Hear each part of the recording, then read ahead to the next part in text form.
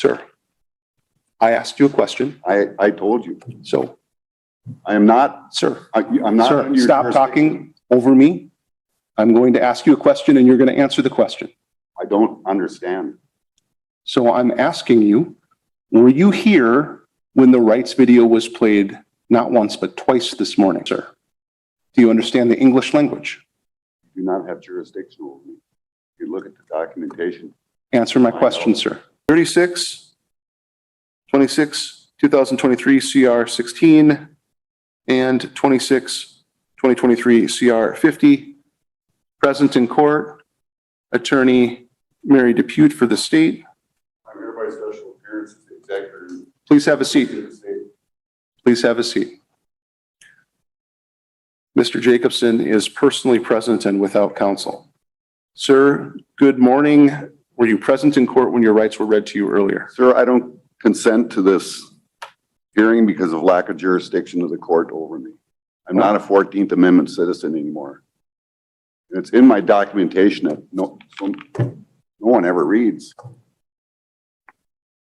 Sir, I asked you a question. I told you. So, I am not, sir, I'm not. sir, under your stop jurisdiction. talking over me. I'm going to ask you a question and you're going to answer the question. I don't understand. So I'm asking you, were you here when the rights video was played not once, but twice this morning? I was here.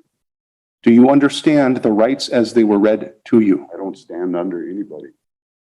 I'm asking if you understand the rights that were played for you. I don't understand. Okay, so let's talk about what you do and don't understand, sir. Do you understand the English language? You do not have jurisdiction over me. If you look at the documentation. Answer my question, sir. You do not have jurisdiction over me. Answer the question, sir. Do you understand the English language? I don't understand. Okay, so I'm asking you if you understand the English language. I don't stand under anybody. Sir, I'm asking you if you understand English. I asked the question in English.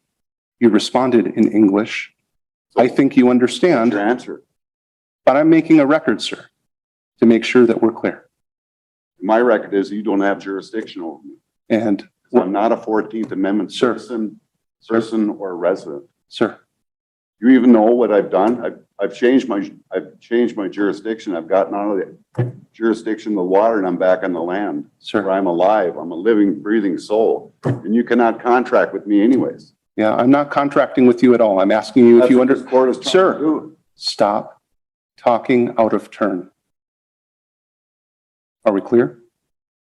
I'm asking you, do you understand the English language? You've answered that already. So your answer is yes, you understand. You answered it. I'm asking you to answer it, sir. You've answered it yourself. It's not for me to decide. It's for you to put on the record whether you understand the English language or not. Do you understand what I'm saying to you? I don't stand under anybody. That wasn't the question. We're not going to get anywhere. You do not have jurisdiction over me. Sir, If you would read my affidavit, were you present in court when your rights were read to you earlier? I've been in court many times and I've heard those rights. And so you understand those rights. I don't stand under anybody. That wasn't the question. Do you understand? You're asking me to do. I don't stand under you. Sir, you've already said you made a special appearance. So I'm asking you if you understand. Do you understand? I comprehend them. Okay, comprehension is good enough. You comprehend them. All right. Do you comprehend that you have the right to an attorney? I don't need an attorney. Do you comprehend that you have the right to either an appointed attorney if you financially qualify for one, the right to hire an attorney of your choosing, or the right to represent yourself if you can do so knowingly, voluntarily, and intelligently? I don't consent to this hearing because I'm not under your jurisdiction. I'm Sir? under the jurisdiction of the land. I Not in the understand. jurisdiction of, Sir? of your contract law. Okay. Do you comprehend your rights to an attorney? I don't need an attorney. Has anyone threatened you, forced No one has you? threatened me. So let me finish before you start talking. Sir, I've been here the last 7 times. stop. Nothing has happened. Read the Stop, file. sir. Stop interrupting. Stop trying to talk over me. I'm asking you a question. Has anyone threatened you, forced you, or coerced you, or in any way made any promises to you in order to get you to waive your right to an attorney? No one has. Thank you. So we are here today for a number of dispositional conferences.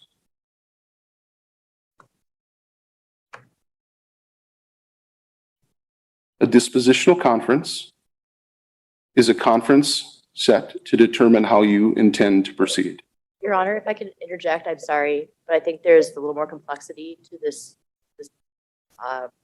procedural posture. In case 16, the defendant had filed a motion to dismiss. The motion to dismiss, a response was filed with the state on June 28th.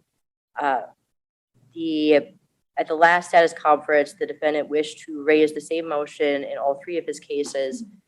At that time, it had not been served in the 2 remaining cases. Although the motion still has not been served, it has been filed in the 2 remaining cases. And so I believe that there is a pending motion before the court in all 3 cases. So this wasn't noticed as a motion hearing. Rule 3.2 requires that the moving party file a notice of motion declaring whether or not the motion is to be heard for oral argument, to be heard for an evidentiary hearing, or to be considered under briefs. That notice of motion wasn't filed, requesting a hearing. So today it's not properly before the court, even if it was properly served. I brought it to the court. Sir, I could not get a hold of Ms. Pugh. She would not. So stop.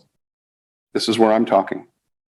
So those motions have not been served. So technically, even if the state's filed a response, they're not ripe for the court's consideration.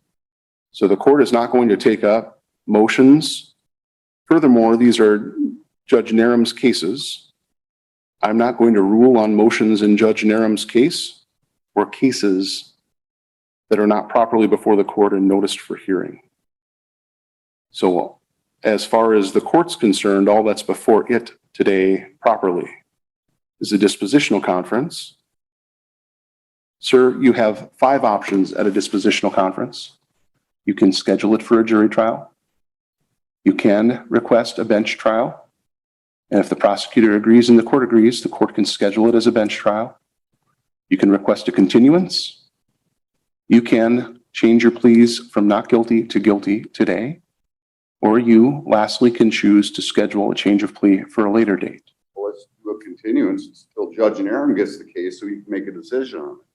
All right. So what I told you before is right now those issues aren't properly before the court because they haven't been served properly following the rules. We'll serve them properly. We'll just do a continuance then. All right. Ms. Depute, your thoughts? That seems appropriate to me. I believe at the last, maybe there are not notes on the docket. I believe it was contemplated by the previous judge that this would be a motion hearing. It was discussed at that time. The state is ready to proceed. But if Your Honor doesn't wish to hear it today, then I believe continue it until Judge Naram could hear the motion would be appropriate. So, okay. Could you make a decision before you even go back to trial? I suppose I have to file that. Yes. So Judge Naram's next court date in McIntosh County is 6 weeks away. That'll be fine. It's November 13. We can't get nothing done if there's another judge here. Got to have Judge Naram. Well, he's assigned to these cases, and typically once a judge has been assigned, unless there's an agreement or stipulation between the parties, I'm not going to sign a motion or consider a motion that wasn't on the docket as a motion hearing. So I will continue this matter, all 3 matters, for a dispositional conference and a motion hearing for November 13, 2023, before Judge Naram. It'll be set at 9:30 a.m., but I'm sure Judge Naram will call that case last. Just so you're aware of that. Mr. Jacobson, it probably will be late morning before that motion is heard. Ultimately, Judge Narum will be able to decide the motions, assuming that they are properly before the court at that time. And so that means proper service, proper notice of motion. You'll need to file a 3.2 notice of motion that declares whether it's for evidentiary hearing purposes, oral argument hearing purposes, or both. And at that time, Judge Narum can make decisions. So that'll be the decision of the court today. Continuance in all three files until November 13 before Judge Narum at 9:30 a.m. Anything else, Mr. Pugh? To clear up part of the record, in case 16, it was noticed as a motion hearing. I understand the judge's ruling. I just want to make sure that what's represented is correct. But other than that, I have no further comment. Yeah, 'cause I remember him telling me to file motions for the other three. Jacobson keeps challenging the court's jurisdiction, but the judge repeatedly brings him back to the questions being asked. Once his rights are established, the hearing turns to his motions to dismiss. The judge explains that the motions were not properly served or scheduled, so they cannot be heard today. Instead, all three cases are continued until the proper judge can review them. A lot of courtroom drama, but the key takeaway is simple. Procedure has to be followed before the court can rule. Put them all three on the same day. Yeah. So as a matter of judicial economy, even if it was, it's not an odyssey. The code that I was looking at isn't an odyssey saying that it was a motion hearing. But the notice of hearing document does say and motion hearing. But in the odyssey record, it just says misdemeanor dispositional conference on file 16. On the others, it has not been cleared up. So in the interest of judicial economy, those will track together if it's the same motion in all three files. So, all right, with that, we're adjourned in this matter. Thank you.